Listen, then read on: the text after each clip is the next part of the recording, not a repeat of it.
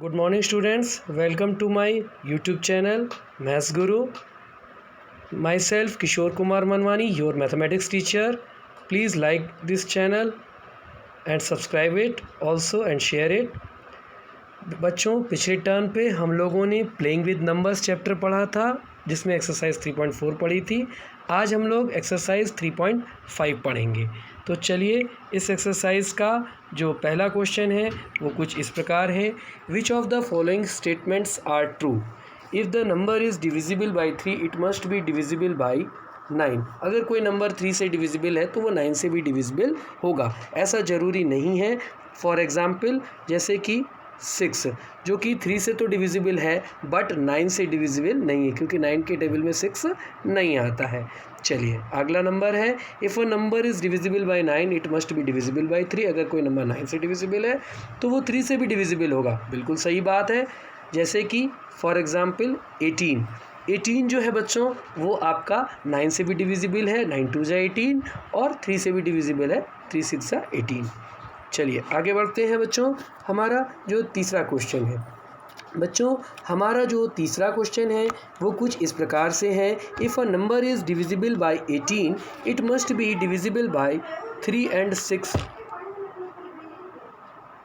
चलिए बच्चों, अब हमारा नेक्स्ट है, if a number is divisible by 18 it must be divisible bye 3 and 6।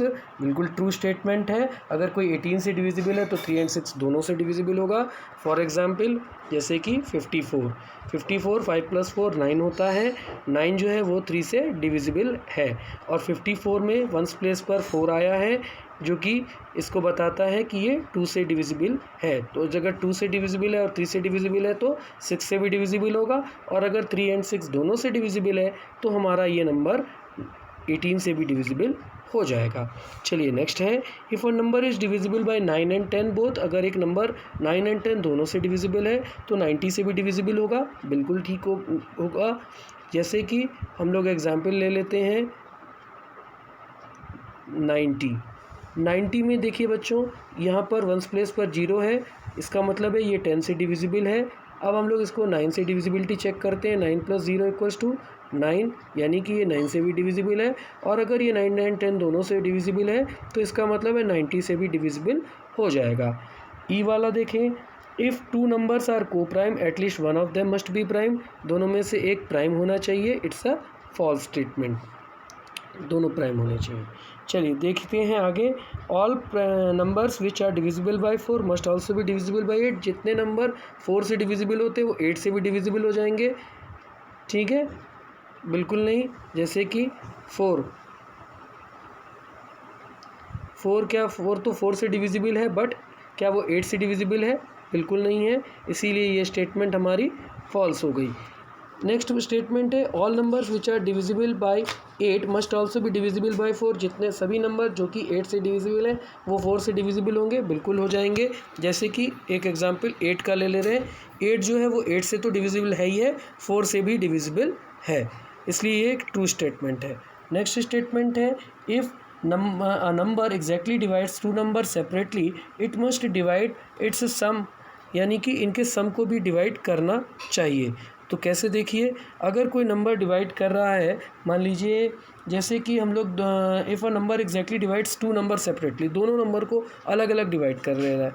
जैसे कि हम लोग एक एग्जांपल ले लेते हैं, 3 से डिविजिबल है और 6 भी 3 से डिविजिबल है, दोनों नंबर 3 से डिविजिबल है, तो इनका जो सम है वो भी हमारा 3 से डिविजिबल होगा।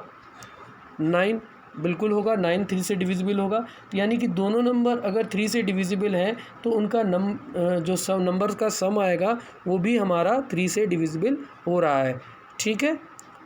अब चलते हैं आगे। Next one is that is I, if a number exactly divides the sum of two numbers. अगर दोनों के सम को अगर डिवाइड कर रहा है तो इंडिविजुअली भी डिवाइड करेगा, कैसे नहीं करेगा? ये फॉल्स स्टेटमेंट है। ये कैसे फॉल्स स्टेटमेंट है देखिए बच्चों, 2 + 3 इनका सम आता है 5, तो 5 जो है वो 5 से डिविजिबल है, 5 के टेबल में आता है 5, लेकिन ये ज़रूरी नहीं है 5 is divisible by 5, but 2 is not divisible by 5 and 3 is not divisible by 5। इनका सम तो डिविजिबल है 5 से, लेकिन इंडिविजुअली ये दोनों नंबर 5 से डिविजिबल नहीं है, इसलिए ये एक फॉल्स स्टेटमेंट है। चलिए बच्चों आगे बढ़ते हैं। क्वेश्चन नंबर 2, यहाँ पर 60 के फैक्टराइजेशन किया गया है। 60 का जो बच्चों फैक्टराइजेशन किया गया है उसमें कहा गया है कि 60 के कैसे फैक्टर्स करने, प्राइम फैक्टर यहाँ पर फैक्टराइजेशन करना है, फैक्टर ट्री बनाना है। तो 30 का टेबल कितनी बार पढ़ेंगे कि 60 आएगा, तो 30 का टेबल हम 2 टाइम्स पढ़ेंगे, 32 जा 60। इसी तरीके से 30 के फैक्टर्स करने हैं, तो एक फैक्टर हो गया 10, यानी 10 के टेबल हम कितनी बार पढ़ते हैं, तो 30 आता है, तो 10 3 जा 30।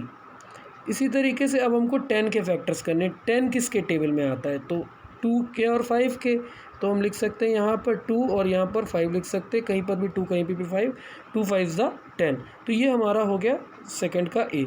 इसी तरीके से सेकंड क्वेश्चन का बी वाला हम लोग सॉल्व करेंगे। यहाँ जाकर आप देख रहे हैं कि 60 के फैक्टर्स, फिर 32 जा, यहाँ जैसे किया है ये देखिए अभी हम लोगों ने किया था वही यहाँ पर सिखाया गया है। इसी तरीके फर्स्ट वाला देखिए 60 के फैक्टर्स यहाँ पर करके बताया गया है। 6 10 जा 60 आपको दिख रहा है। अब 6 के फैक्टर हो गए 2 3 जा 6 एंड 10 के फैक्टर्स हो गए 5 2 जा 10। क्लियर हो गया आपको ये? ओके, चलिए आगे बढ़ते हैं।